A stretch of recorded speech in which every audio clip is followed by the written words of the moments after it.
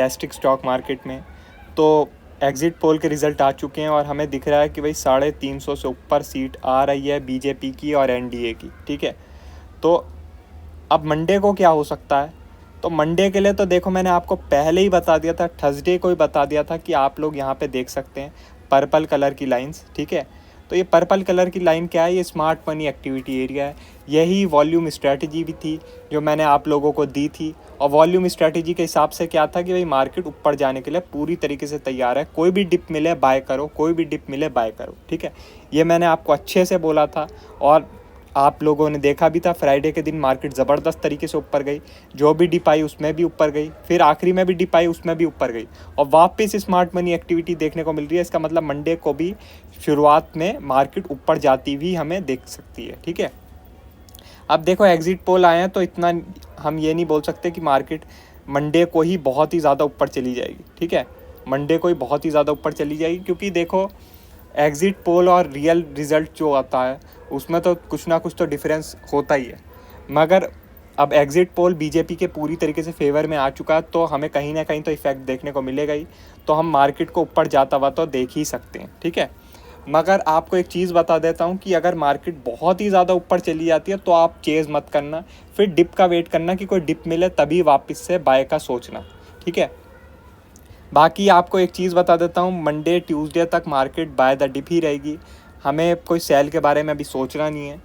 बस एक चीज़ है जो आप देख सकते हैं कि भाई मतलब ये जो वीकली कैंडल है ये बहुत ही ज़्यादा नेगेटिव बनी है। ये जो वीकली कैंडल है बहुत ज़्यादा नेगेटिव बनी है तो एक प्रेशर दिखा है। लेकिन आप लोग जानते हैं कि अभी इलेक्शन का टाइम है तो टेक्निकल को हम इतना ज़्यादा नहीं कंसीडर कर सकते। लेकिन देखो टेक्निकल को कंसीडर करे ना करे, टेक्निकल अपना रोल तो प्ले करेगा ही, आज नहीं तो कल। अभी सेंटीमेंट के बेस पे अगर मार्केट बहुत ही ज़्यादा ऊपर चली गई तो वापस रिवर्स भी करेगी, तो इसका आप लोग ध्यान रखना।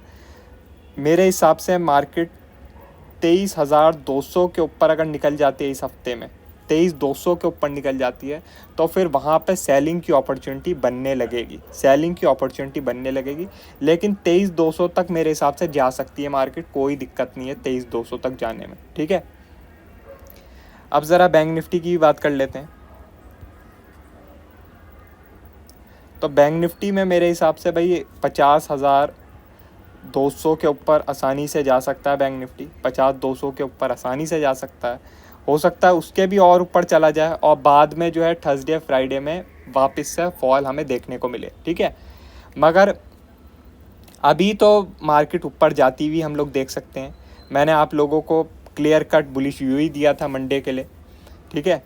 तो अभी तो हमारा बुलिश व्यू ही बने रहेगा। लेकिन अगर बहुत ही ज़्यादा मार्केट ऊपर हो जाती है, बहुत ही ज़्यादा ऊपर, तो फिर हम अपना व्यू चेंज भी करेंगे और फिर हम सेलिंग की तरफ भी आ सकते हैं, ठीक है।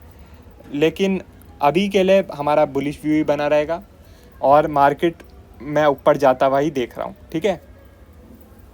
बाकी देखो आप लोग सोचें कि कल मतलब मंडे के दिन इंट्राडे में कोई ट्रेड बनाएं, तो इंट्राडे में तो देखो अगर आपको कोई अच्छी खासी डिप मिल जाती है, कोई अच्छी खासी आपको डिप मिल जाती है, तभी जो है आप कोई भी ट्रेड करने का सोचना। जैसे अगर समझ लो 200 पॉइंट के करीब गैप अप हो जाता है, ठीक है, 200 पॉइंट के करीब कोई गैप अप हो जाता है तो वापस अगर थोड़ा रिट्रेसमेंट आए तभी बाय की तरफ आप सोचना वापस से, वरना चेज़ मत करना। जिन लोगों ने पहले से ही पोजीशन बना रखी है उन लोगों का प्रॉफिट हो जाएगा। आप लोग अगर वापस चेज़ करने जाएंगे, जिनके पास कोई पोजीशन नहीं है, वो लोग खामा खा अपना नुकसान कर लेंगे, ठीक है। तो आप लोग वेट करना किसी अच्छी खासी डिप का, तभी घुसना, उससे पहले घुसना मत। बाकी जिन लोगों के पास पोजीशन पहले से है, कोई बहुत ही बड़ा गैप अप हो जाता है तो थोड़ी देर वेट करना और अपनी पोजीशन बुक कर लेना, ओवर ट्रेडिंग करके अपना नुकसान मत करना, ठीक है। बाकी और कोई ज़्यादा अपडेट है नहीं, क्योंकि देखो अभी प्रीमियम भी बहुत ही ज़्यादा हाई है और वॉलेटिलिटी भी बहुत ही ज़्यादा हाई रहेगी, तो कुछ सिंपल ट्रेड तो बनेगी नहीं।